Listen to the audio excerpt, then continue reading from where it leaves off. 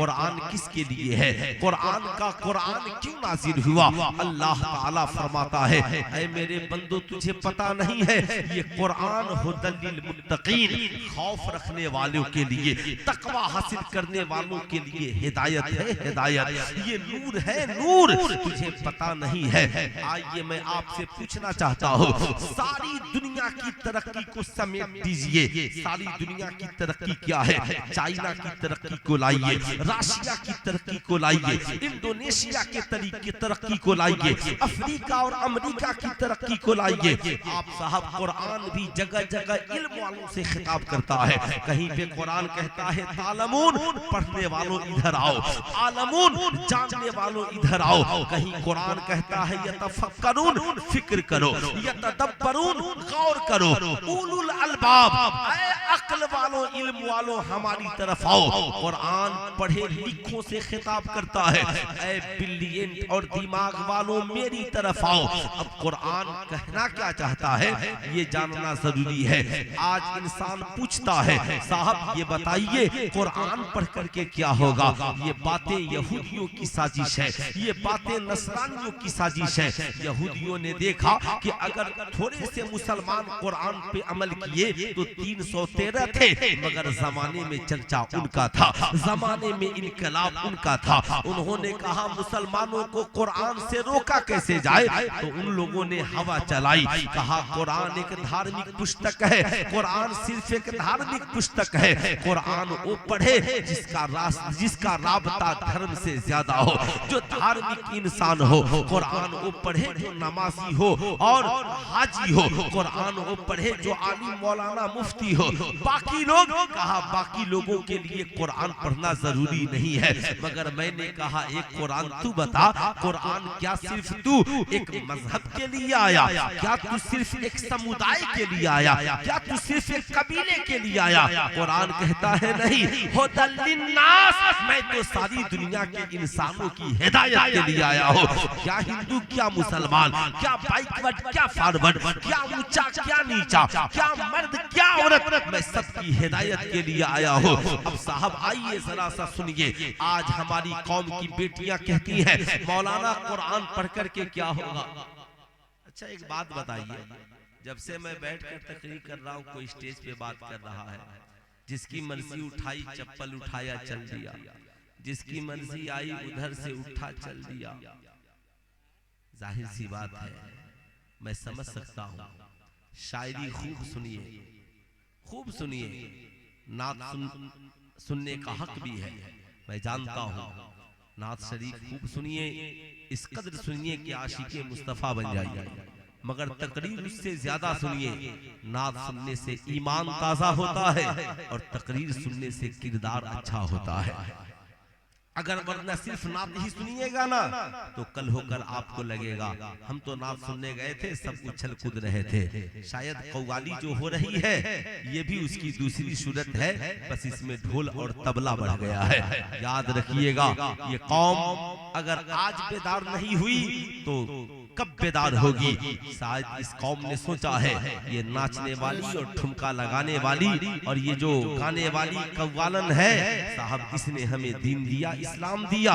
नाना उसका ठिकाना तो जहन्नम है ही, मगर याद रखना इसमें पढ़ने वालों तुम्हारा भी ठिकाना जहन्नम हो जाएगा। इसलिए खूब जिंदगी में याद रखना, खुद भी किरदार को बेहतर बनाओ और खुद भी बेहतर बनो। साहब जवान तो जवान, यहाँ बूढ़ों का भी हाल वही है, जिसकी मर्जी उठा और यहाँ से उठ करके चल दिया। खुद भी बैठिए और अपनी औलादों को भी बैठाइए। आज बाशऊर नहीं बनिएगा, बासलीका नहीं बनिएगा तो कब बनिएगा, है ना। इसलिए इत्मीनान से बैठिए। जरा एक बार दुरूद शरीफ पढ़े, अल्लाहुम्मा सल्ली अला सय्यदना शफीअना हबीबना मौलाना मुहम्मद मादनी जूदे वल करम मंबइल इल्म वल हिल्म वल हिकम बारिक वसल्लिम सल्लु अलैहि सलातन व सलामन अलैके या रसूलल्लाह सल्लु अलैहि सलातन व सलामन अलैके या हबीबल्लाह दाइमन अबदन अबदा। अब जरा सुनिएगा साहब, सारी दुनिया कहती है कुरान पढ़ करके क्या होगा। मैं कहता हूँ सारी दुनिया के अक्ल वालों को जमा कीजिए, साइंटिस्टों को जमा कीजिए। अमेरिका की तरक्की कहाँ तक है, सारी दुनिया दुनिया की तरक्की को समेट दीजिए तो नासा है, यानी साइंटिस्ट है, जहाँ पे बच्चों को साइंटिस्ट बनाया जाता है। और नासा की तरक्की को समेट दीजिए तो चांद है, यानी सारी दुनिया की तरक्की जहाँ सिमट जाती है उसे चांद कहा जाता है। यानी दुनिया का सबसे तरक्की याफ्ता इंसान चांद तक पहुंचा है। मगर ऐ कुरान तू बता, तो कुरान ने 1450 बरस पहले कहा ये कौन सी नई बात है। आमिना के लाल उस वक्त फरमा रहे हैं जब जमाने में साइंस का वजूद नहीं है, लोग जानते भी नहीं है कि साइंस की किताबें क्या होती है, साइंस कहते किसे है, साहब ये तरक्की क्या है, ये जहाज प्लेन क्या है। उस ऐसे आलम में अल्लाह फरमाता है महबूब अपनी उम्मती से कह दीजिए वल कमरी इज़्ज़त तसक लतरकबुन तबकन अन तबक फमा लहुम ला युमिनून। कसम है उस चमकते चांद की, एक जमाना आएगा लोग सवारी बनाएंगे और चांद के ऊपर चले जाएंगे। फमा लहुम ला युमिनून, ओ चांद पे जाने वालों ईमान क्यों नहीं लाते हो, चांद पे जाने वालों ईमान क्यों नहीं लाते हो। अब कुरान ने दोनों बातें बता दी कि एक जमाना आएगा लोग सवारी बनाएंगे चांद पे चले जाएंगे, मगर उनमें कोई साहब ईमान नहीं होगा। इसलिए ये न कहना ऐ कुरान पढ़ने वालों तुम चांद पे क्यों नहीं चले गए ना, कुरान पढ़ने वालों से कुरान ने खिताब नहीं किया, कहा जो चांद पे जाएंगे उनमें कोई साहब ईमान नहीं होगा। यही वजह है सुनीता विलियम ने जब जमीन पर कदम रखा और लोगों ने, मीडिया वालों ने पूछा तूने चांद पे अजूबा क्या देखा, कहा मुझसे पहले जितने साइंटिस्ट गए सबने अपने नाम की निशानियां चांद के ऊपर छोड़ी हैं, मगर एक ऐसा व्यक्ति भी जमीन पे गुजरा है, एक ऐसा इंसान भी जमीन पे गुजरा है जिसने चांद पे कदम नहीं रखा, मगर उसके उंगलियों की निशानी आज भी चांद के सीने में मौजूद है, चांद के सीने में मौजूद है। कहा उस इंसान का नाम तो बता सकती हो, कहा हाँ हाँ वो इंसान है जिसके बारे में कुरान ने कहा वरफाना लका जिक्रक, हमने तेरे जिक्र को ऊंचा कर दिया है, तेरी हैसियत को ऊंचा कर दिया है। अब जरा सुनना, कहा हाँ जानते हो इंसान कौन है, वो इंसान कोई और नहीं, वो मुसलमानों के पैगंबर मुहम्मदुर रसूलुल्लाह सल्लल्लाहु अलैहि वसल्लम है। जब कुफारे मक्का ने उनसे मुतालबा किया और कहा आप अल्लाह के नबी हैं तो चांद के दो टुकड़े कर दिए, उन्होंने इशारा किया और चांद के दो टुकड़े हो गए। आज भी उसकी निशानी चांद के सीने में मौजूद है।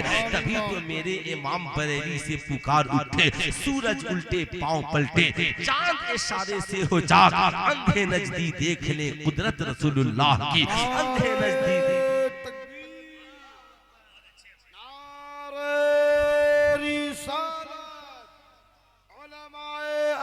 सुन्नत हजरत मौलाना मुफ्ती सुल्तान रजा साहब क़िबला। इसलिए मैं कहता हूँ आप भी खूब गौर से याद रखना, सारी दुनिया की तरक्की चांद तक है। सारी दुनिया पढ़ ले लिख ले तो चांद से आगे ना जा सके, सारी दुनिया तरक्की करे तो चांद तक पहुँचे। ऐ चांद तेरी तरक्की कहाँ तक है? चांद कहता है सारी दुनिया की तरक्की मुझ तक है और मेरी तरक्की उंगलिये मुस्तफा तक है, मेरी तरक्की अंगुष्ठे मुस्तफा तक है, अंगुष्ठे मुस्तफा तक है। यूसुफ को देख करके कटी कितनी उंगलियां, यहाँ चांद कट गया है उंगली को देखकर, यहाँ चांद कट गया है उंगली को देखकर। साहिबो सारी दुनिया चांद तक पहुंचे और मुस्तफा वो है जो मक्का से चले ला मक्का तक, है ना, लामका तक पहुंचे। इसलिए मैं आपसे कहूंगा आज के बाद ये न कहना हम साइंटिस्ट के पीछे चलेंगे, हम इंजीनियर के पीछे चलेंगे, हम डॉक्टर के पीछे चलेंगे, हम प्रोफेसर के पीछे चलेंगे। अगर इल्म की वजह से किसी की पैरवी होगी तो नबी से ज्यादा इल्म वाला कौन है? अगर हुस्न जमाल की वजह से किसी से प्यार है तो नबी से ज्यादा जमाल वाला कौन है? अगर खूबी और कमाल की वजह से मोहब्बत है तो मुस्तफा से ज्यादा खूबी और कमाल वाला कौन है? पावर की वजह से मोहब्बत है तो नबी से ज्यादा पावरफुल कौन है? है कोई जो डूबे हुए सूरज को पलटा दे? है कोई जो चांद का सीना चीर दे? अगर सब्र की की वजह से, अच्छे इखलाक और किरदार की वजह से मोहब्बत करनी है तो मेरे नबी से ज्यादा अच्छा इखलाक वाला इंसान ले आओ, नबी से ज्यादा अच्छा किरदार वाला इंसान ले आओ। इसलिए चाहते हो सुबह कामयाब हो तो नबी के दामन को थामो, चाहते हो शाम कामयाब हो नबी के दामन को थामो, चाहते हो तेरी औलादे कामयाब हो तो अपने बेटे और बेटियों को मुस्तफा जाने रहमत की सीरत पढ़ाओ। अगर चाहते हो कि तेरी जिंदगी में इनकलाब आए और जमाने में तू उरूज और तरक्की पाए, छोड़ दे अंधेरे को, बस इस फिराक में लग जा। हमें करनी है शहनशाहे बतहा की रज़ा जोई, वो अपने हो गए तो रहमते परवरदिगार।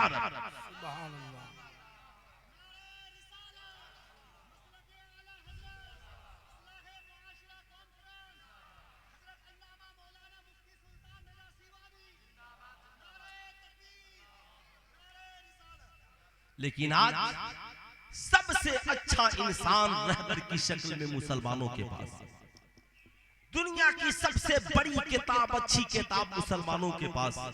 बुरा मत मानिएगा। और ये जितने ये चैनल वाले हैं उल्टा सीधा थेम्स स्टेटस मत लगाइए, वरना एक दिन आएगा कि उठा कर फेंक दिया जाएगा। ठीक है, इसलिए खूब संभल कर बस इतना आपको डालना ही है ना, बस इतना लिखिए, ये सरकार की सीरत है, ये इस्लाम का पैगाम है।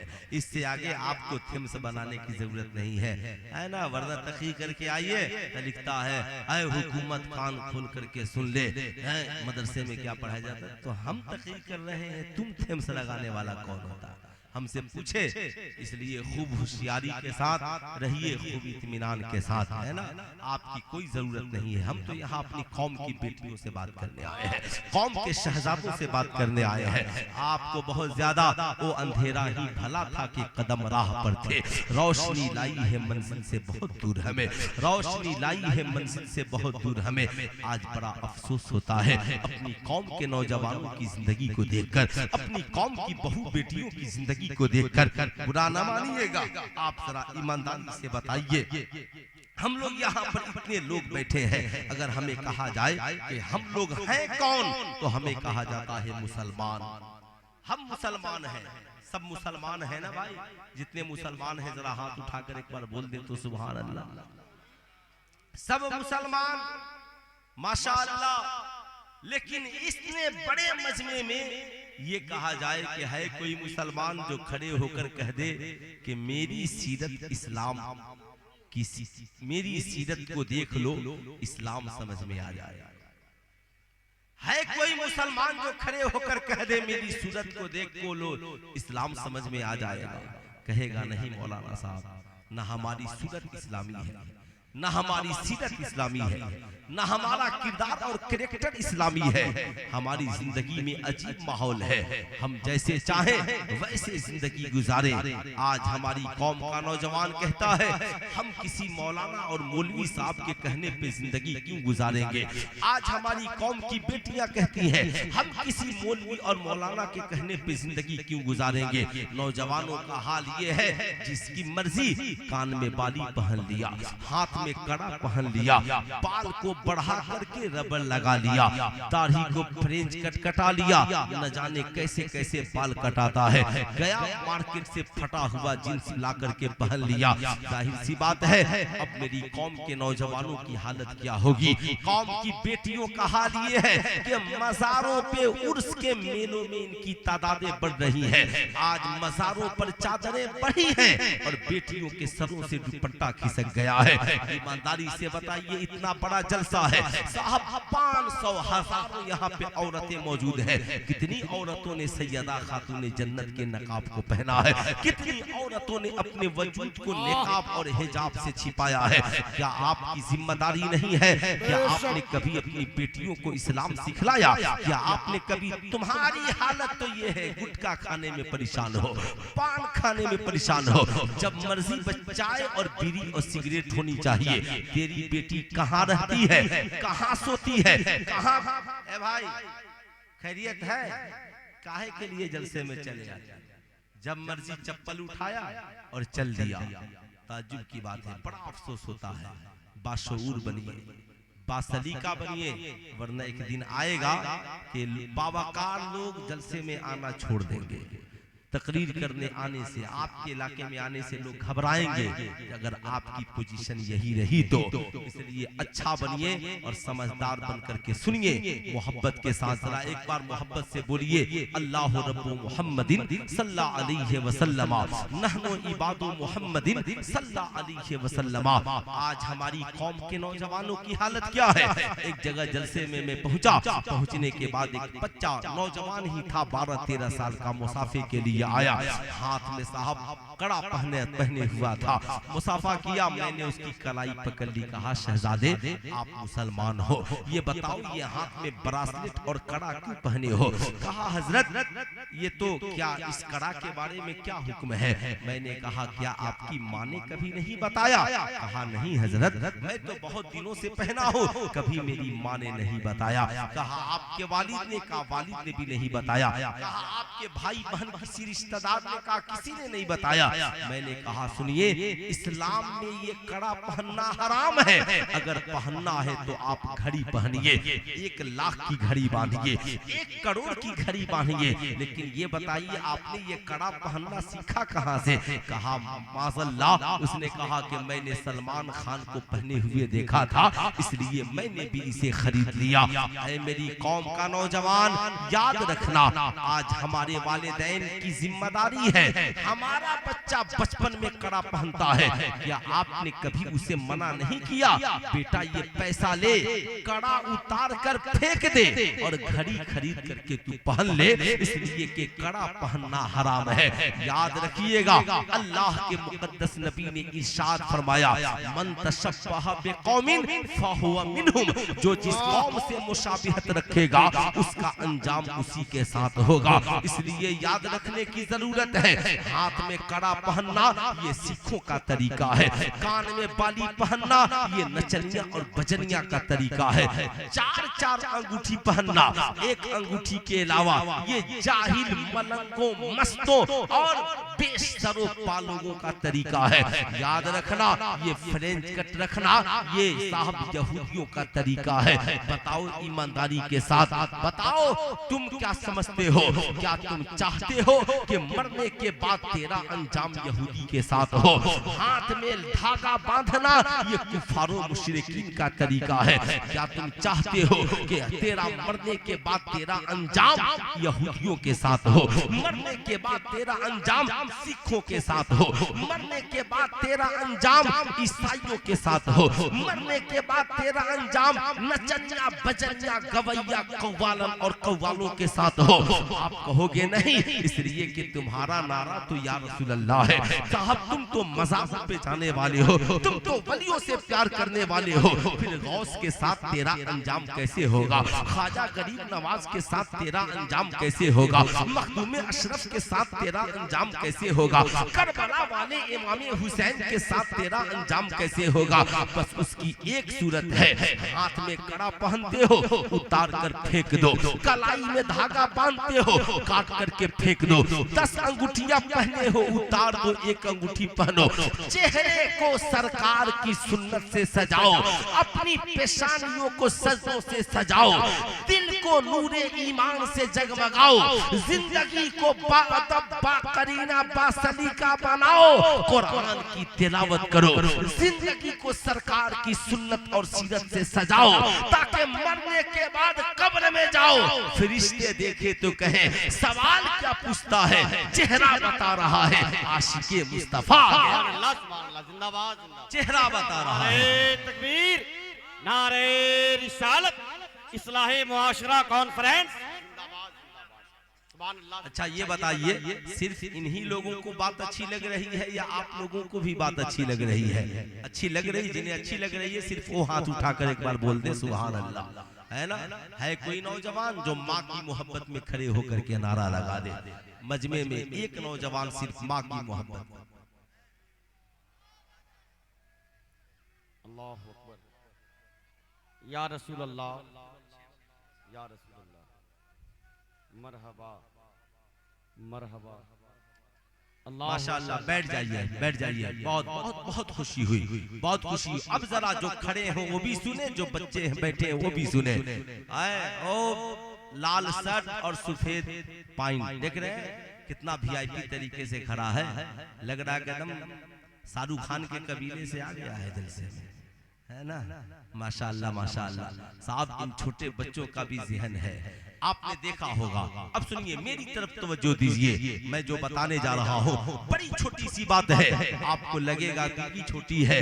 मौलाना अबुल बरकात साहब देखिएगा, आप क्या हिंदू, क्या मुसलमान, क्या क्रिश्चियन, क्या ईसाई, छोटे छोटे बच्चों को एक पोएम याद है, मछली जल की रानी है और जीवन उसका, सबको याद है ना भाई। छोटे छोटे बच्चे बच्चियों को कोई नहीं होगा जिसे याद ना हो। छोटे छोटे बच्चे सुनाते हैं। मैंने एक दिन क्लास में बच्चों से कहा, ये बताओ मछली का पानी से रिश्ता कैसे है।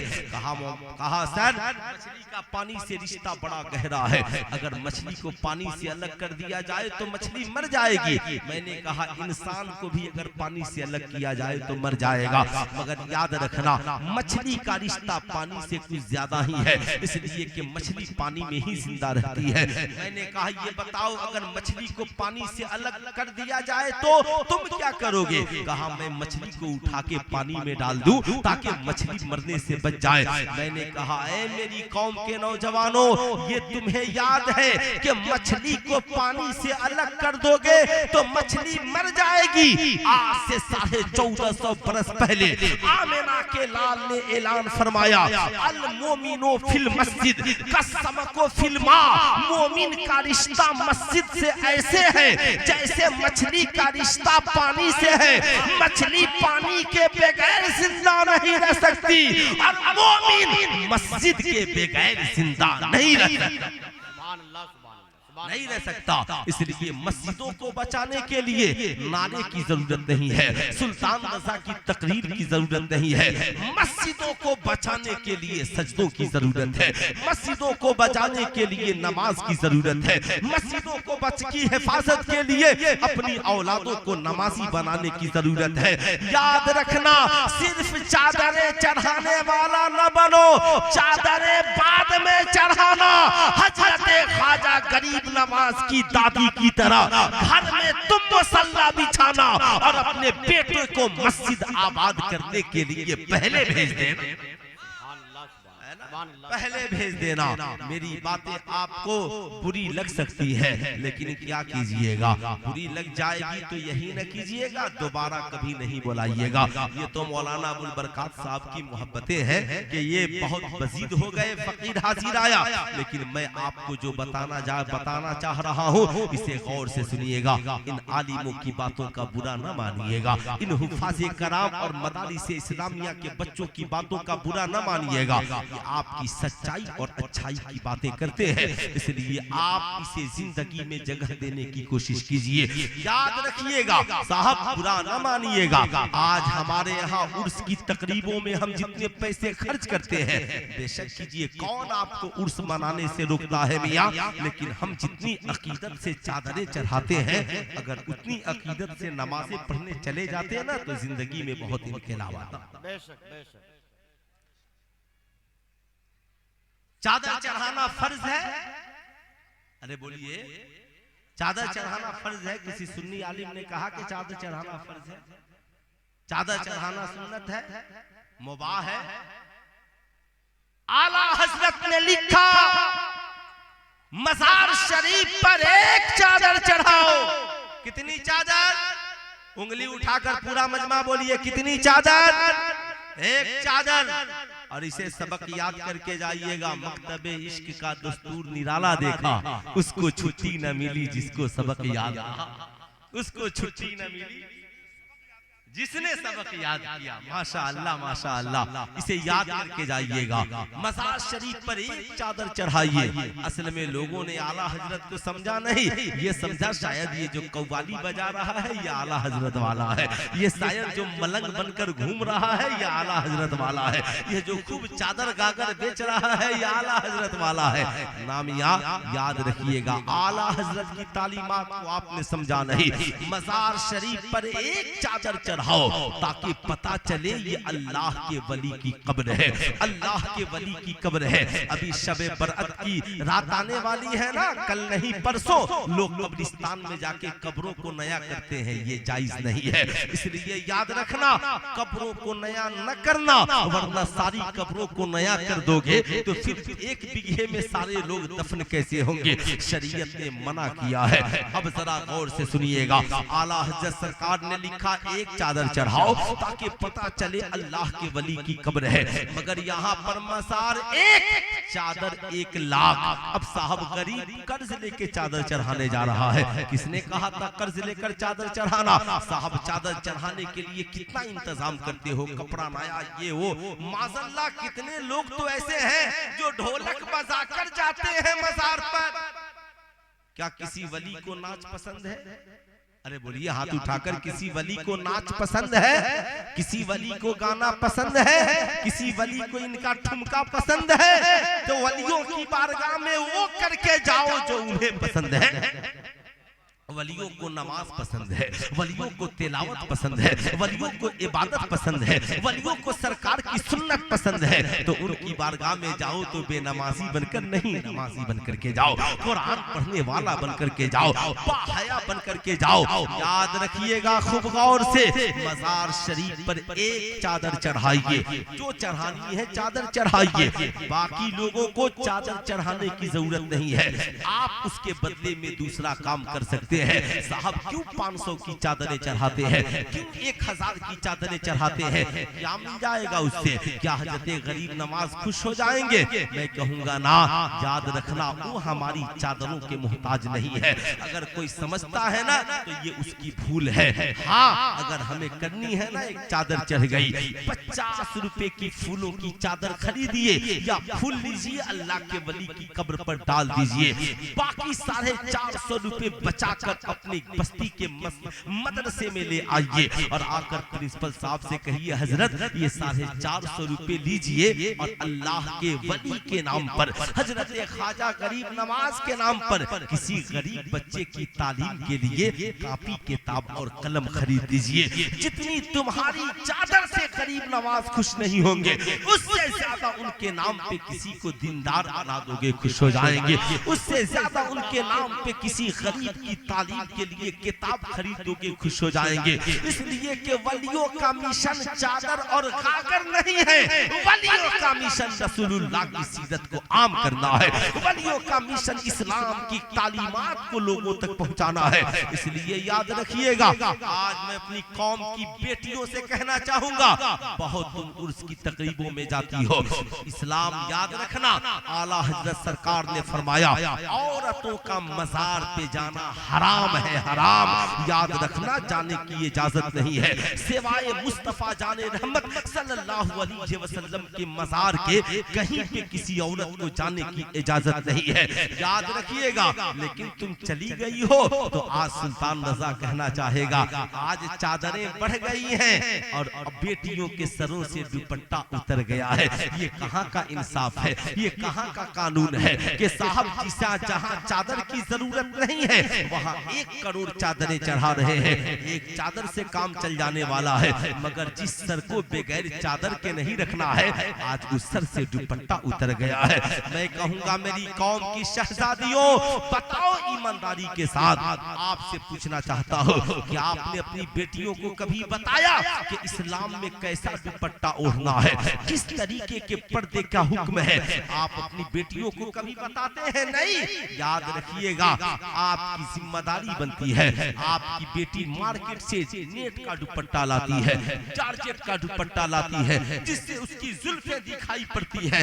मैं कहूंगा इस्लाम की शहजादियों, याद रखना, याद रखना। अम्मी आयशा सिद्दीका की बारगाह में 2 औरतें, 2 लड़कियां पहुंची हैं, सरों पे पतला दुपट्टा है। अम्मी आयशा ने उनके दुपट्टों को उतार कर हटा दिया, मोटा मोटी चादर लाती है, 2 टुकड़े करके दोनों के सरों पे डाल देती है और कहती है पर्दा इसमें है। शरीयत का हुक्म ये है, याद रखना वो दुपट्टा जिससे बाल की सियाही नजर आए, ये इस्लाम में उसका ओढ़ना जायज नहीं है। लेकिन आज औरतों के जहन में एक बात चल रही है, मौलाना हम ओल्ड मॉडल बनकर के जीना नहीं चाहते, मौलाना साहब हम पुराने ख्यालात की लड़कियां नहीं है, हम न्यू मॉडल है, न्यू मॉडल, हम न्यू फैशन के दिल दादा है।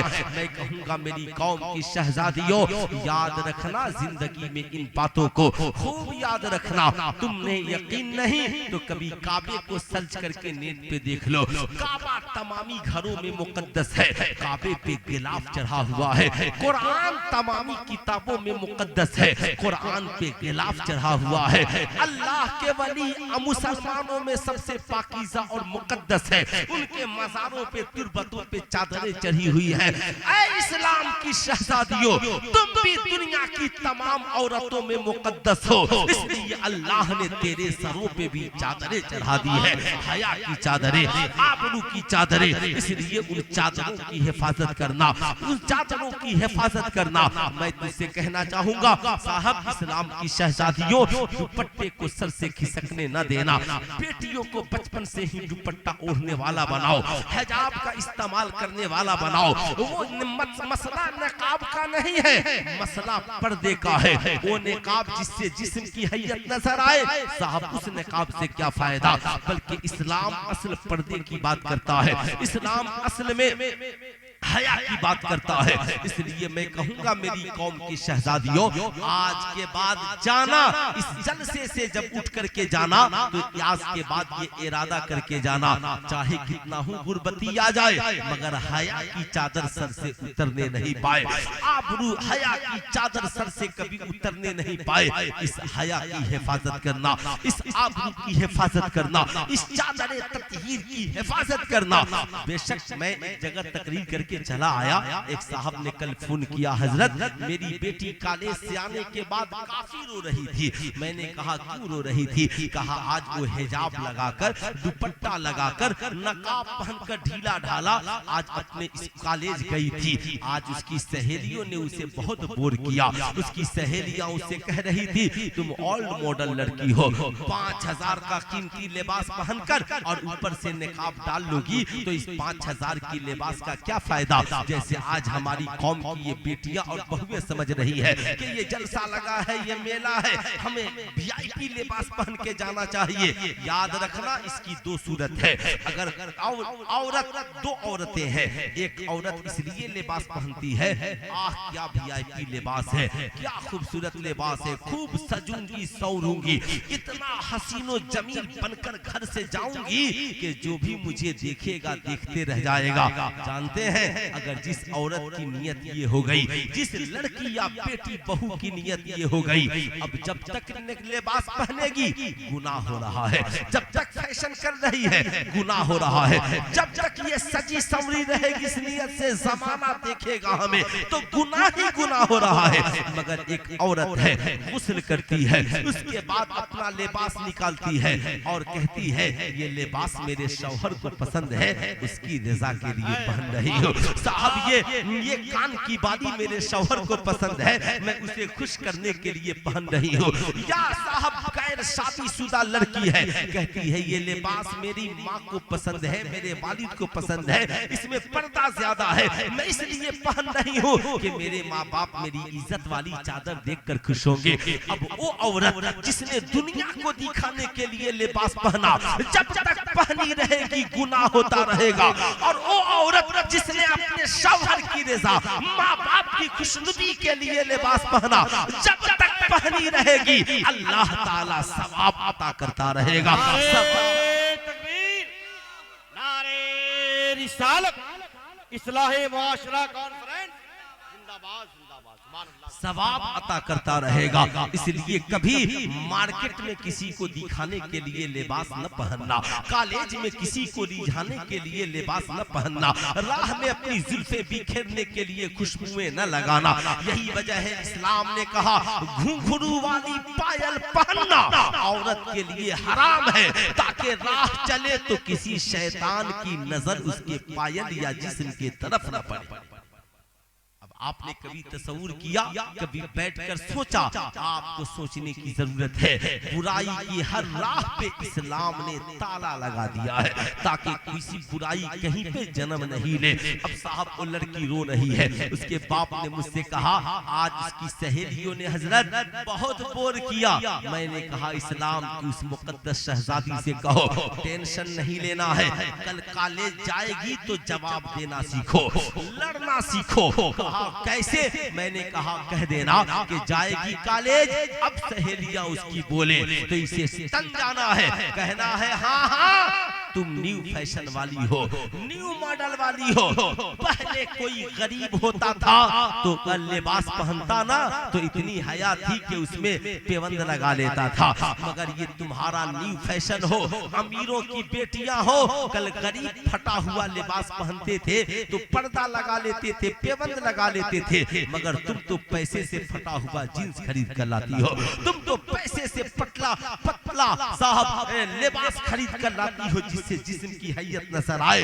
सुन, फटा हुआ जींस पहनकर, चुस्त टी शर्ट पहनकर, जुल्फों को नंगा करके और अपना हुस्न और जमाल गैरों को दिखाना और न्यू फैशन और न्यू मॉडल की लड़कियों, ये तुझे मुबारक हो। और फटे हुए दुपट्टे में 72 पेवंद लगाकर अपने जुल्फों का पर्दा करना सैयदा खातूने जन्नत की सुन्नत, इस्लाम की शहजादियों हमें तुम्हें मुबारक हो। नारे तकबीर, नारे रिसालत, इस्लाहे मुआशरा कॉन्फ्रेंस। बोलिए ईमानदारी से, हर बेटी के सर पे पर्दा होना चाहिए कि नहीं होना चाहिए? अरे हाथ उठाकर बोलिए होना चाहिए कि नहीं होना चाहिए? होना चाहिए ना? होना चाहिए। आप चुस्त रहिए, आप दुरुस्त रहिए। याद रखिएगा दौलत कोई चुरा के लेके चला जाए FIR दर्ज कराते हो, दौलत सरवत अगर कोई लेकर न जाए उसकी बड़ी हिफाजत करते हो, लॉकर में रख दो साहब, यहाँ रख दो वहाँ रख दो, मगर दौलत से बढ़कर घर की इज्जत है, उसकी कितनी हिफाजत करनी चाहिए, उसकी कितनी निगरानी करनी चाहिए। कभी आपने सोचा? नहीं सोचा तो आज सोचने की जरूरत है। मैं जब बात निकल गई है तो मेरी कौम की बेटियों याद रखना, तुझे नहीं पता है तो जानने की जरूरत है। भारत की सबसे पढ़ी लिखी महिला का नाम इंदिरा गांधी है। इंदिरा गांधी लंदन की यूनिवर्सिटी में पढ़ती थी। वहां से उन्होंने अपने बाबूजी चाचा नेहरू को खत लिखा, चाचा जी दुनिया की सबसे कामयाब औरत का नाम बताइए। चाचा जी ने बड़ी चिंतन मंथन के बाद जवाब लिखा, बेटी इंदिरा, दुनिया की सबसे कामयाब औरत एक है और उस औरत का नाम सैयदा फातिमतुल ज़हरा। सैयदा फातिमतुल ज़हरा। अल्लाह। अब इंदिरा गांधी ने उधर से खत लिखा, बाबूजी उनकी जिंदगी बड़ी मुख्तसर थी मगर सबसे कामयाब औरत कैसे हो गई? कहा बेटी औरत की 3 जिंदगी होती है, सबसे पहले किसी की बेटी, फिर बीवी, फिर मां बनती है। हर बाप को एक कामयाब बेटी चाहिए जो अपनी हया और इज्जतों आबरू की हिफाजत करे, ताकि बाप का सर समाज में झुकने नहीं पाए। ये नहीं कि जिससे चाहा उसी से आंखें मिला ली, ये नहीं जिसके साथ चाहा हाथ में हाथ डाला घर से फरार हो गया, ये नहीं कि जिसके साथ चाहा उसी के साथ इश्क लड़ा लिया। नहीं, इस्लाम की शहजादियों याद रखना, ज़हन को पाकीज़ा बनाओ, जिंदगी को पाकीज़ा बनाओ, अपने आप को गुनाहों से रोको और अपनी इज्जत और आबरू को संभाल कर रखो। और आपसे भी मैं एक बात कहूंगा, खूब इसे गौर से सुनिएगा। आज मीडिया में डिबेट चल रहा है कि मुसलमान कहते हैं कि औरतें तुम्हारी खेतियां हैं, जैसे चाहो उसको इस्तेमाल करो। मैंने कहा तुमने सही से समझा नहीं खेतियों का मतलब। एक किसान से पूछो कि खेती करने के लिए कितनी चीजों की जरूरत पड़ती है। किसान से पूछो खेती की हिफाजत कैसे की जाती है। खेती इस्लाम ने इसलिए खेती कहा कि तुम वक्त पे पानी दो ताकि खेती बची रहे, वक्त पे दाना डालो ताकि खेती बची रहे, वक्त पे उसकी रखवाली करो ताकि खेतियां बची रहे। अगर खेतियों को पानी नहीं दोगे, उसकी रखवाली नहीं करोगे तो खेतियां बर्बाद हो जाएंगी। ऐसे ही अपने घर की औरतों को दीन नहीं सिखाओगे तो उनकी इज्जत तो आबरू बर्बाद हो जाएगी। इसलिए याद रखना मेरी बातों को। जिंदगी में याद रखना, बहन तेरी है, बेटी तेरी है, बीवी तेरी है, माँ तेरी है। जब पैसे कमाना ना तो सिर्फ अपना पेट न भर लेना, बल्कि अपनी माँ से कहना माँ तुझे कितने पैसे की जरूरत है। बीवी से कहना बता तेरी जरूरत क्या है। बहन से पूछना बता तेरी जरूरत क्या है। बेटी से कह देना बेटी मैं गरीब जरूर हूँ मगर तेरा बाप तेरी जरूरत पूरी करने के लिए तैयार है। तू अपनी जरूरत के लिए किसी गैर पे नजरें न जमाना, किसी गैर के तोहफे को कबूल न करना, किसी गैर से पैसे मांगने की जुर्अत न करना। गुरबती में जी लेना मगर अपनी इज्जत का सौदा न करना। हर बाप की जिम्मेदारी बनती है, अगर हमने कमाकर सिर्फ खुद ही ऐश किया और अपनी बेटियों का ख्याल न किया, अपनी बहनों का ख्याल न किया, अपनी बीवियों का ख्याल न किया, अपने घर की औरतों की जरूरतें पूरी न की, हो सकता है दौलत की हबस उसे बेहयाई की तरफ लेकर चली जाए। हो सकता है दौलत की लालच या ये दुनियावी फैशन उसे बुराई की तरफ लेकर के चली जाए। ऐसा होता भी है साहब, होता भी है। लड़कियां दुनियावी जिंदगी को ही सब कुछ समझ बैठती है। यही तो वजह है आज यूट्यूबर बनने के लिए लड़के लड़कियां परेशान हैं। साहब जिस्म दिखाकर यूट्यूबर बनना चाहते हो, नाच गाकर यूट्यूबर बनना चाहते हो, बेहयाई और बुराई का मुजाहरा करके यूट्यूबर बनना चाहते हो, नाच गाकर और अपना जिस्म दिखाकर यूट्यूबर बनने से अच्छा है सुखी हुई रोटी खाकर गरीबी वाली जिंदगी गुजार लेना, सुखी हुई रोटी खाकर के गुरबती वाली जिंदगी गुजार लेना। शौहर परदेश है और बीवी छत पे नाच कर यूट्यूबर बन रही है। साहब बाप परदेश है, बेटी छत पे नाच कर यूट्यूबर बन रही है। ये 10,000 20,000 यूट्यूब से कमाकर और अपनी इज्जत बेचकर तू सोचती है कि बहुत ज्यादा हुस्न वाली हो गई, जमाल वाली हो गई। मैं कहूंगा ना ऐ मेरी कौम की शहजादियों, इज्जत से बढ़कर कुछ नहीं है। ये दुनिया चंद रोजा है, ये दुनिया खत्म हो जाएगी, तेरी जवानी ढल जाएगी, तेरा हुस्न खत्म हो जाएगा। याद रखना हजरत इमाम गज़ाली ने अपनी किताब मुकाशिफतुल कुलूब में एक वाक़या नकल किया। लिखते हैं हजरत मूसा अलैहिस्सलाम की कौम की एक औरत है बड़ी मुत्तकिया है, परहेजगार है, नेक खातून है। उसका शौहर साहब मजदूरी करता था, छोटे छोटे बच्चे थे, हर रोज शौहर मजदूरी करता लाता और उसकी जिंदगी अच्छी तरह कट जाती। क्योंकि आज हमारी जिंदगी में सब्र नहीं है ना, तो हमारी घर की औरतें भी ताना देती हैं कैसे भिखारी से शादी हो गई, इसके पास तो कुछ है ही नहीं। अगर एक बार ईद में कपड़ा न बने साहब मैं ससुराल छोड़ करके भागने को तैयार हो जाएगी। लेकिन हमने गुरबती में किसी का देना नहीं सीखा। लेकिन आओ जरा सा सुनो, बनी साहब हजरत मूसा अलैहिस्सलाम की कौम की वो औरत है, गुरबती ने घर में कदम रखा है। शौहर जब तक कमाता रहा सब ठीक था, अचानक से शौहर बीमार पड़ जाता है। हफ्तों गुजर गए, घर का राशन आहिस्ता आहिस्ता खत्म हो गया। अब रोजाना भूख की नौबत आ गई, हफ्ते दिन गुजर गए, बीमार शौहर मौत के करीब पहुंच जाता है। बच्चे भूखे निडाल हो जाते हैं। औरत ने मजबूरन घर से बाहर कदम निकाला, एक ताजिर के पास गई। वो ताजिर बिजनेसमैन, अल्लाह ने तुझे बहुत नवाजा है, मुझे कुछ दे दे ताकि मैं अपने शौहर को खिला सकूं, अपने बच्चों को खिला सकूं। ताजिर ने जब उसके हुस्न जमाल को देखा तो उसकी नीयत बिगड़ गई। उसने कहा औरत मैं तेरी हर ख्वाहिश पूरी कर दूंगा, बस तू अपना जिस्म मेरे हवाले कर दे। वो औरत बड़ी पाकीज़ा थी। उसने कहा ए ताजिर मैं दुनिया में जिंदा रहूं न रहूं इसकी फिक्र नहीं है, मगर मैं अपनी इज्जत का सौदा करके अपने बच्चों के पेट में निवाला नहीं डाल सकती। औरत वहां से पलटती है, लेकिन जब दरवाजे पे पहुंची है, शौहर की बेबसी और बच्चों की भूख को देखकर तड़प गई। वापिस पलटती है, ताजिर से कहती है ठीक है तेरा सौदा मुझे मंजूर है, लेकिन मेरे बच्चों को खाने के लिए कुछ दे दे। ताजिर तन्हाई में उस औरत के करीब पहुंचता है। औरत का जिस्म कांप रहा है, खौफे खुदाबंदी से वो औरत कांप रही है। ताजिर पूछ पड़ता है, ऐ औरत बता, मैंने तुझे अपनी मर्जी से नहीं बुलाया, आई तो तू अपनी मर्जी से है, मगर इतना कांप क्यों रही है? यहाँ कोई देख थोड़ी रहा है? क्या तेरा कोई रिश्तेदार यहाँ है? क्या तेरा अपना कोई यहाँ पर है? क्या कोई तुझे देख रहा है?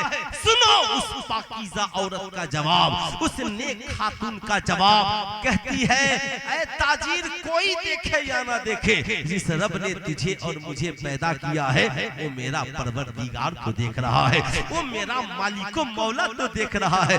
कहा सुन, मैं इसलिए रो रही हूँ जिस इज्जत को मैंने आज तक बचा के रखा, जिस आबरू की मैंने हिफाजत की, आज वो मेरी आबरू लूटने वाली है। यही वजह है मेरा जिस्म कांप रहा है। ताजिर ने जब ये देखा, कहा ए औरत, जब तू गरीब होकर इस गुर्बती में भी खुदा से इतना डर रही है, तो मुझे अमीर होकर खुदा से कितना डरना चाहिए, अमीर होकर खुदा से कितना डरना चाहिए। फौरन ताजिर कहता है, ऐ औरत जा, मैं अब तेरे जिस्म के साथ कुछ नहीं कर सकता, बस मेरे लिए दुआ करना। यहाँ से चल, जितनी दौलत की जरूरत है ले जा, अपने बच्चों को खिला, अपने शौहर को खिला। ताजिर ने दौलत का खजाना खोल दिया। औरत लेती है और बाहर औरत ने काब में लिपटे हुए अपने घर को चली जाती है। अल्लाह ताला हजरत मूसा अलैहिस्सलाम को हुक्म देता है, ऐ मूसा, मेरे फला बंदे ताजिर के पास चला जा और कहना कि अल्लाह ने तेरी नेकियों को कबूल कर लिया और तुमने उस औरत के साथ जो हुस्ने सलूक किया, इसकी वजह से अल्लाह ने तेरी सारी गलतियों को माफ कर दिया है, तेरी सारी खताओं को माफ कर दिया है। ऐ मेरी कौम की शहजादियों, तेरा बाप चाहे कितना हो गरीब हो, सूखी रोटी खा लेना, मगर कॉलेज में किसी लड़के से इज्जत का सौदा न करना। तेरा शौहर जिस्म से मजबूर हो जाए, सूखी रोटी खा लेना, मगर अपनी इज्जत का सौदा न करना। याद रखना, अल्लाह तौफीक ने मेहनत मजदूरी कर लेना, मगर इस इज्जत की हिफाजत करना।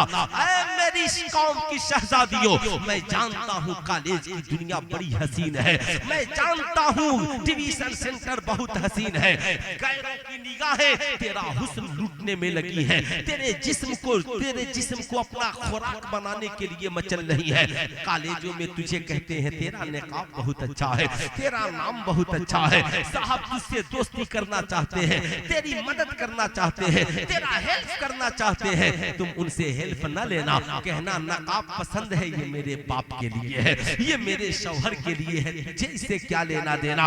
याद रखना, अगर तू ये समझती है कि ये दुनिया ही सब कुछ है, तो याद रखना ये जिंदगी तबाह बर्बाद हो जाएगी। शरीयत के खिलाफ चलकर अगर तुमने भी आंखें लड़ा ली, किसी से इश्क लड़ा लिया और उसके हाथ में हाथ देकर अगर घर से बाहर निकल गई, तो याद रखना उसका अंजाम वही होगा जैसे चाय पीने वाला चाय पीकर प्याली को होटल पे फेंक देता है और उसका कोई पुरसाने हाल नहीं होता।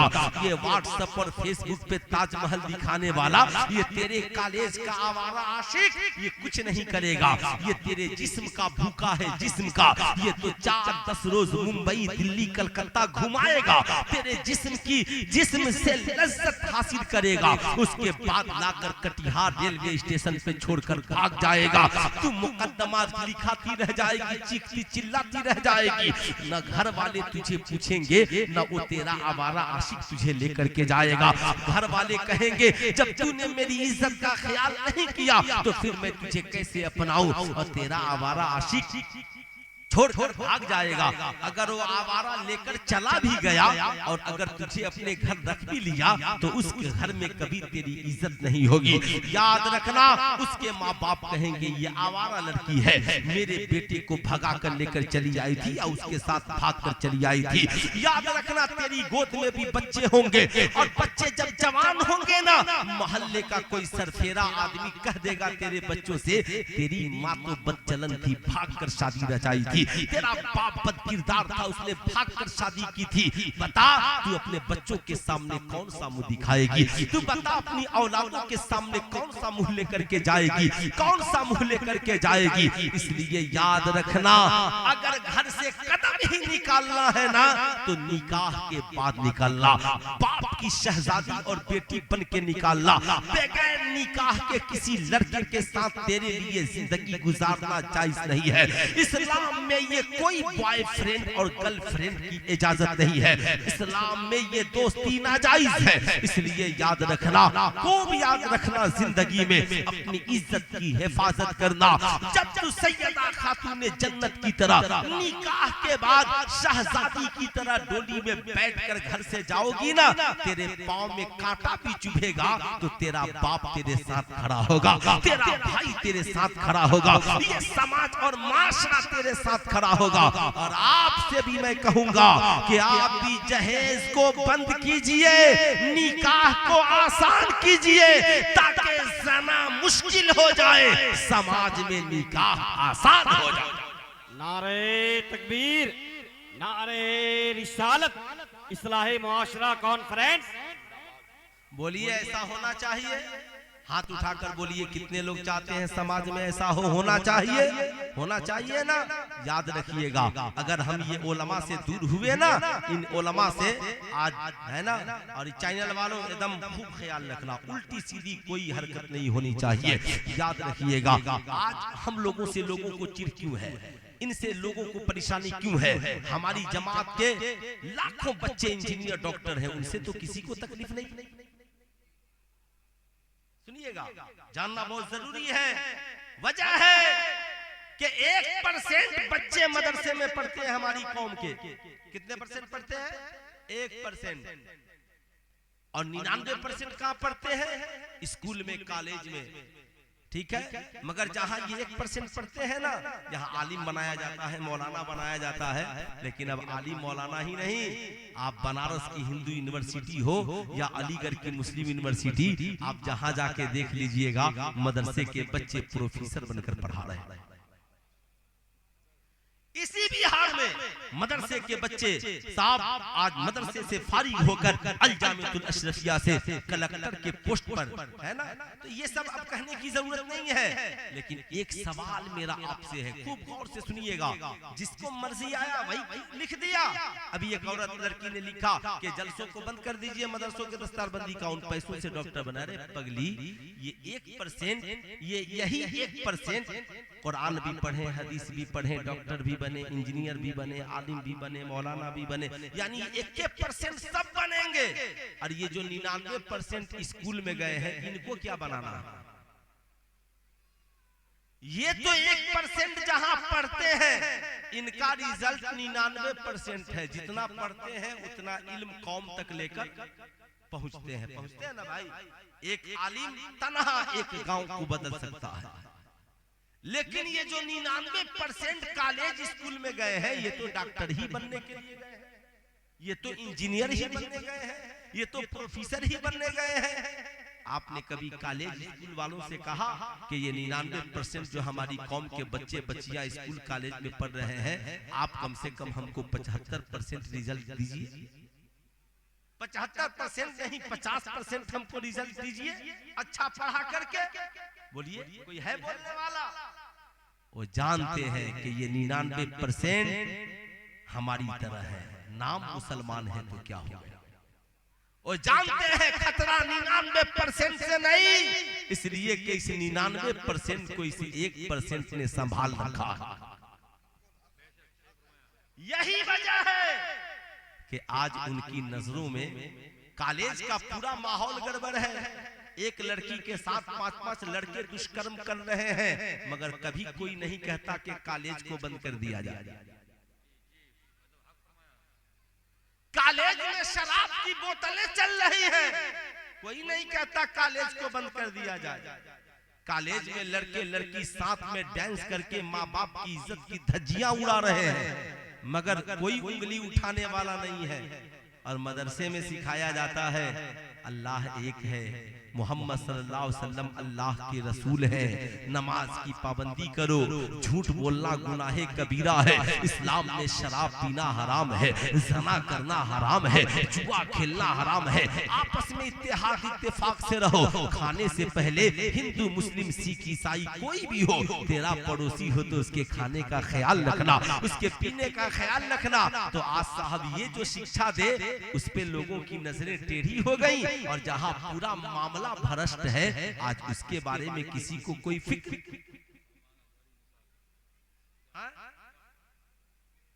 और मैं अपने उलमा से भी कहूं कि हम लोगों को अकेले अकेले कहीं चिल्लाने की जरूरत नहीं है। हम लोगों को अगर कुछ बोलना है तो 10 नहीं 10,000 आलिम जमा हो और प्रेस कॉन्फ्रेंस करके हम अपनी बात रखें, हुकूमत को मेमोरेंडम दे, अकेले चीख चिल्लाकर हम चले जाएंगे, कल आपका क्या होगा? इसलिए मुत्तहिद हो तो बदल डालो जमाने का मिजाज, मुंतशिर हो तो मरो शोर मचाते क्यों, मुंतशिर हो तो मरो शोर मचाते क्यों हो। डॉक्टर इकबाल ने नहीं कहा न संभलोगे तो मिट जाओगे ऐ हिंदी मुसलमानों, तुम्हारी दास्तां तक भी न होगी दास्तानों में। समझा? एक छोटी सी मिसाल इन बुजुर्गों के हवाले से, तकरीर तो बड़ी लंबी हो गई है ना। आप लोग भी सोचते होंगे कि मौली साहब कब तक बोलेंगे, अजमत रजा भागलपुरी साहब फिर शायरी कब होगी, मैं भी सुनने के लिए बेचैन हूं, इसलिए कि उस वक्त तो मैं बैठकर सो ही रहा है ना। माशाअल्लाह सुने, छोटी सी मिसाल, आपने अपने बच्चों को दीन नहीं पढ़ाया ना तो उसकी सजा आप भुगत रहे हैं। आज समाज में हर बेटा समझता है कि मैं जो कमा रहा हूं ये सब मेरा है, समझता है ना? अरे बोलिए, मैं गलत बोल रहा हूं कि सही बोल रहा हूं? समझता है ना कि मैं जो कमा रहा हूं ये सब मेरा है। हमारी वीआईपी और इंटरनेशनल बहुएं भी समझती हैं, बीवियां, कि मेरा शौहर जो कमाता है ये सब मेरा है ना। जो भी आए सब मेरे पास होना चाहिए। यही वजह है कि हर बेटा बाप की जमीन को अपनी जमीन कहता है, मगर बेटा कोई जमीन खरीद ले तो बाप कहता है ये मेरे बड़े बेटे की जमीन है, ये मेरे छोटे बेटे की जमीन है, ये मेरे बड़े बेटे का मकान है, ये मेरे छोटे बेटे का मकान है। बाप बेटे की जमीन को कभी अपनी जमीन, अरे बोलिए, कहता है क्या? नहीं कहता ना। क्यों? ये तालीम किसने दी? किसने हमारे नौजवानों के जहन में ये बातें डाल दी कि मैं जो कमाता हूं ये मेरा है? आहा हा हा, उन लोगों ने इन बातों को डाल दिया जिनके पास जिंदगी संवारने वाली कोई किताब नहीं है। मगर आओ सरकार की बारगाह में, आओ मुस्तफा जाने रहमत की बारगाह में, सिर्फ वो याद करेगा जो मर्द होगा। हिजरों को तकरीर सुनने की जरूरत भी नहीं है। एक नौजवान आका की बारगाह में पहुंचा, अर्ज गुजार हुआ, फिदा का अबी उम्मी या रसूल अल्लाह, या रसूल अल्लाह मेरे माँ बाप आप पे कुर्बान। आका जी मैं एक मसला लेकर आया हूँ। कहा बताओ क्या मसला है? कहा आका मर्द के ऊपर पहला हक किसका है? क्या पूछा? मर्द के ऊपर पहला हक किसका है? सरकार मुस्कुराए और फरमाया तुम्हारी माँ का। किसका? तुम्हारी। पूरा मजमा हाथ उठाकर बोले मर्द के ऊपर पहला हक किसका? माँ का। जरा हाथ जोर से उठ बोले मर्द के ऊपर पहला हक किसका? माँ का। इतना जोर से बोले आजू बाजू में सब जान जाए कि मर्द के ऊपर पहला हक उसकी माँ का। नारे माशाअल्लाह, नारे रिसालत, इस्लाहे मुआशरा कॉन्फ्रेंस, उलमाए अहले सुन्नत, नारे तकबीर। माशाअल्लाह है। साथ ही मुअज़्ज़म मुकर्रम हज़रत अल्लामा मुफ्ती मोइनुद्दीन साहब क़िबला चतुर्वेदी तशरीफ ले आए। बहुत अच्छी गुफ्तगू होती है। बस मेरी ये आखिरी बात आप सुन ले। मैं जो अर्ज करना चाह रहा हूँ, मर्द के ऊपर पहला हक उसकी। पूरा मजमा हाथ उठाकर जवाब दे, मर्द के ऊपर पहला हक उसकी माँ का। नौजवान ठहर गया, फिर पूछा या रसूल अल्लाह फिर किसका? आका फरमाते हैं तुम्हारी माँ का। फिर ठहर गया, तीसरी बार पूछ पड़ा, या रसूल अल्लाह फिर किसका? कहा तुम्हारी माँ का। फिर ठहर गया, चौथी बार पूछा, या रसूल अल्लाह फिर किसका? आका मुस्कुराए, कहा तुम्हारे बाप का। आला हजरत सरकार से पूछा गया, हुजूर बताया जाए मर्द कमाए तो क्या करे? आला हजरत फरमाते हैं, अगर 100 रुपए कमाए तो 75 माँ को दे दे और 25 बाप को दे दे। इसलिए कि सरकार ने 3 बार माँ का जिक्र किया है और 1 बार बाप का जिक्र किया। 1 बार बाप का जिक्र किया। कहा हुजूर, आला हजरत से पूछा गया, सरकार माँ का रुतबा बड़ा है या बाप का? माँ का रुतबा बड़ा है या बाप का? बता दूं? अरे बोलिए, कितने लोग सुनना चाहते हैं? जरा हाथ उठाकर बोल दे सुभान अल्लाह। आला हजरत से पूछा गया, आपने सिर्फ यही समझा कि आला हजरत तलवार चला रहे थे? आपने शायद सिर्फ यही समझा है कि आला हजरत नात लिखने वाले थे? हमको तो यही लगता है हजरत, इसलिए मैं बोल रहा हूँ कि चूंकि होता ही है कि हर जलसे में हम लोग सिर्फ आला हजरत का शेर ही पेश करते हैं, है ना? तो इन लोगों ने समझा शायद आला हजरत भी शायर ही थे। आला हजरत याद रखिएगा, अभी 2 मिनट में बताऊंगा और जानना बहुत जरूरी है, मगर पहले इसे सुन लीजिए। आला हजरत सरकार से पूछा गया, माँ का रुतबा बड़ा या बाप का? आला हजरत ने कहा, मोहब्बत माँ से ज्यादा करो और अदब बाप का ज्यादा करो, इसलिए कि बाप तेरा भी हाकिम है और तुम्हारी माँ का भी हाकिम है। अब मैं अपनी कौम के नौजवानों से कहूंगा, अल्लाह के नबी ने जिस माँ का हक पहले तुम्हारी जिंदगी में मुकर्रर किया, आज कितने नौजवान अपनी माँ को कमा कर देते हैं? आज कितने नौजवान अपने बाप का ख्याल रखते हैं? आज ईद का मौका आने वाला है। रमजान के मुबारक महीने में बूढ़ी माँ बेटे को फोन करती है, बेटा ईद आने वाली है, कुछ पैसे भेज दे, तेरी अब्बा के भी कपड़े बनवाने हैं, तेरी माँ को भी कपड़े लेने हैं, तेरी एक बहन भी गरीब है, उसका भी मसला हल करना है। बेटा कहता है, अम्मा फोन रख दे, अपने बीवी बच्चों से बचेगा तब ना हम तुझे भेजेंगे। आह मेरी कौम के नौजवान, तू कहता है बीवी बच्चों से बचेगा तब भेजेंगे। सुल्तान रजा तुझसे पूछना चाहता है, क्या कुरान ने नहीं कहा, रब्बिरहमहुमा कमा रब्बयानी सगीरा? जब माँ बाप के सामने जाना तो अपने बचपन को याद रखना। क्या कभी तेरी माँ ने तुझसे बचपन में रोटियां बनाने के बाद कहा कि बेटे रोटियां पहले मैं खाऊंगी बाद में तू खाना? क्या तेरे बाप ने तनख्वाह उठाने के बाद कभी कहा, बेटे पहले मैं अपनी जरूरत पूरी करूंगा तब तू अपनी जरूरत पूरी करना?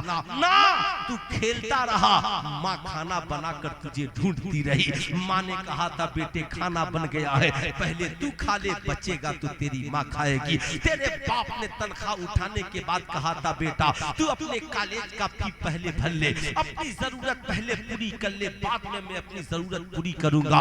ऐ मेरी कौम के शहजादों, जब तू दुनिया में नंगे आया तो सबसे पहले जिसने कपड़ा पहनाया तुम्हारी माँ है, जिसने तेरे मुंह में दूध का निवाला डाला तुम्हारी माँ है, जिसने तेरे इलाज के लिए पैसे खर्च किए तेरा बाप है, जिसने तेरी जवानी को परवान चढ़ाया वो तेरा बाप है, जिसने दिन को दिन नहीं रात को रात नहीं समझा, कहता रहा बेटा पढ़ता जा, तेरा बाप जब तक जिंदा है अकेले तुझे डॉक्टर बनाने के लिए काफी है, अकेले तुझे इंजीनियर बनाने के लिए काफी है। बेटा कभी पैसे की फिक्र न करना। आज वही बाप बुढ़ापे के आलम में पहुंच गया, बाजुओं ने दम तोड़ दिया, आंखों की बीनाई खत्म हो गई, माँ कमजोर हो गई, तो उस माँ बाप से कहते हो बचेगा तो देंगे ना। यही वजह है आज हमारी जिंदगी में बरकतें नहीं है। हम डॉक्टर इंजीनियर प्रोफेसर आलिम मौलाना होकर भी हम साहब परेशान हैं, इसलिए कि हमने अपनी जिंदगी में माँ को जगह नहीं दी, हमने अपनी जिंदगी में माँ का रिस्पेक्ट नहीं किया, हमने बाप को अहमियत नहीं दी। बुरा ना मानना, आज के इस जलसे से पैगाम लेकर जा, दिल्ली रहो, मुंबई रहो, कलकत्ता रहो, सऊदी अरब रहो, आज के बाद कमाना तो पहला खून अपनी माँ को लगाना। अम्मा तनख्वाह मिल गई है, बोल तुझे कितने पैसे की जरूरत? माँ का सीना फक्र से चौड़ा हो जाएगा, कहेगी ठहर तेरे अब्बा से पूछ लेने दे। बाप कहेगा कह दो पहले अपने बीवी बच्चों की जरूरत पूरी कर ले, फिर उसके बाद हमारे लिए पैसे भेजेगा। हम तो बूढ़े हो गए, हमारी ईद तो पुराने कपड़ों में भी हो जाएगी। याद रखना सारी दुनिया तेरी कमाई खाकर सो जाती है, मगर रात की तन्हाई में कोई तेरे लिए आंचल फैलाता है तो तुम्हारी माँ फैलाती है। अगर तेरी कामयाबी के लिए कोई हाथ फैलाता है तो तुम्हारा बाप फैलाता है। यही वजह है अल्लाह के नबी ने फरमाया जिस शख्स से उसके माँ और बाप राजी नहीं, उससे अल्लाह और उसके रसूल भी राजी नहीं होते। इसलिए आज के बाद कमाना तो सबसे पहले माँ और बाप की खिदमत करना। कितने नौजवान हैं जो आज के बाद कमाएंगे तो सबसे पहले अपनी माँ और बाप की खिदमत करेंगे? जरा हाथ उठाइए तो कितने नौजवान हैं जो खड़े हैं? माशाअल्लाह सब करेंगे माँ बाप की खिदमत। मैंने समझ लिया मेरा आना वसूल हो गया, आपका बुलाना वसूल हो गया। ऐ मेरी कौम के शहजादों याद रखना, बुरा ना मानना। आप किसी की सरकार की नात का बदला क्या दे सकते हैं? कोई दे सकता है क्या? सरकार की नात का बदला कोई दे सकता है क्या? कोई दे सकता है?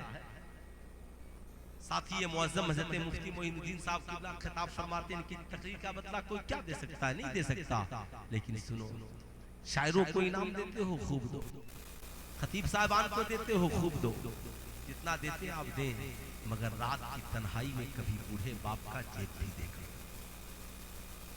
कहीं तेरा बूढ़ा बाप सुबह को चाय की होटल पे मोहताज तो नहीं होता? कभी बूढ़ी माँ के आंचल को भी थाम लो और देखो तेरे माँ के आंचल के कोने में पैसे बंधे हैं कि नहीं बंधे हैं। नहीं बंधे हो ना तो माँ सो जाए तो चुपके से बांध दो, ताकि कोई साइल दरवाजे पे आए तो वापिस पलट कर न जाए। हमने अपनी जिंदगी को कहां गड्ढे में ढकेल दिया। हुजूर सैयद बादशाह मियां साहब किबला वास्ती बिलग्राम शरीफ कहते हैं, शहजादे लोगों को बताएं कि जमाने को देने का तरीका और है और माँ बाप को देने का तरीका और है। मैंने कहा हुजूर तरीका क्या है? कहा जमाने को देते हो यूं दो, लेकिन जब माँ बाप को देना हो तो यूं नहीं, बल्कि अपनी हथेली को यूं करो और इसमें जैसे पैसा है ना ऐसे रखकर बाप के सामने ले जाओ और कहो अब्बा हुजूर आपको जितनी जरूरत है ले ले, अम्मा आपको जितनी जरूरत है ले ले, मेरी मखदूमा अल्लाह अल्लाह याद रखना, याद रखना, ताकि तेरा बाप जब पैसा लेना फिर भी उसका हाथ ऊंचा रहे और तेरा हाथ नीचा रहे, ताकि बुढ़ापे में भी शाने बादशाह सलामत रहे। बुढ़ापे में भी शाने बादशाहत सलामत रहे। इन्हें न ठुकराना, इन्हें न ठुकराना। और आखिरी पैगाम मेरा सुन लीजिए, ये जो आप लोग फरोगे उर्दू के नाम पे पूरे भारत में जो तमाशा हो रहा है, गजलिया शायरा और शायरों को बुलाकर लोग समझते हैं कि ये शायद जो शायरा पढ़ रही है ना इसी ने उर्दू को घर घर पहुंचाया है। ये आपकी भूल। डॉक्टर इकबाल को छोड़ दीजिए, उसके बाद ये जितने गजलिया मुशायरे के शायर और शायरा गुजरे हैं, इन्होंने सिवाय इश्कबाजी की और कौम को क्या दिया? क्या दिया? मगर तन्हा बरेली के एक रज़ा ने हर घर में कुरान का तर्जमा उर्दू में कंजुल ईमान दिया। बताओ, मैं पूछना चाहता हूँ, हमारी कौम तक उर्दू में कुरान का तर्जमा किसने पहुंचाया? आलिमों ने। आप तक बताएं हदीस का तर्जमा उर्दू में किसने पहुंचाया? आलिमों ने। बताएं शरीयत की किताबें आप तक उर्दू में किसने पहुंचाने का काम किया? आलिमों ने। बुरा ना मानिएगा, आपके बच्चों को कायदा बगदादी से लेकर कुरान शरीफ तक किसने पढ़ाया? आलिमों ने। जमाना सो जाता है, टूटी हुई चटाई के मस्जिद में बैठकर आप कौम के छोटे छोटे बच्चे बच्चियों को उर्दू लिखना पढ़ना बोलना कौन सिखाता है? जुमे में कौम को उर्दू में खिताब कौन करता है? आपको मानना पड़ेगा किसी गजलिया मुशायरे के शायर ने कौम के बच्चों को उर्दू नहीं सिखाया। अगर उर्दू को घर घर में पहुंचाया है तो या तो मस्जिद के इमाम ने पहुंचाया है या मदरसे की टूटी हुई चटाई पे पढ़ाने वाले आलिम ने पहुंचाया। मगर आज अफसोस, गजल गाने वाली शायरा एक रात में 2.5 लाख लेकर के जाती है और उतनी तनख्वाह तो हमारी कौम तक उर्दू पहुंचाने वाले, दिन पहुंचाने वाले इमाम की साल भर की तनख्वाह भी नहीं बनती। कई सालों में नहीं बनती। इसलिए मैं कहूंगा ना, कदर कीजिए, इल्म की कदर कीजिए, खुद बाबाकार बनिए, आलिमों को मजबूत कीजिए और हर बच्चा बच्ची को स्कूल में पढ़ाइए, कॉलेज में पढ़ाइए, डॉक्टर इंजीनियर बनाइए, मगर सबसे पहले समाज का एक अच्छा व्यक्ति इंसान बनने के लिए सरकार की सीरत की जरूरत है। उसे पक्का सच्चा साहब ईमान, साहब किरदार बनाइए, ताकि हमारी दुनिया भी हसीन हो, आखिरत भी हसीन हो। ये मुख्तसर सी मेरी गुफ्तगू आप कबूल करें और शराब, ज़ना, जुआ, बेहयाई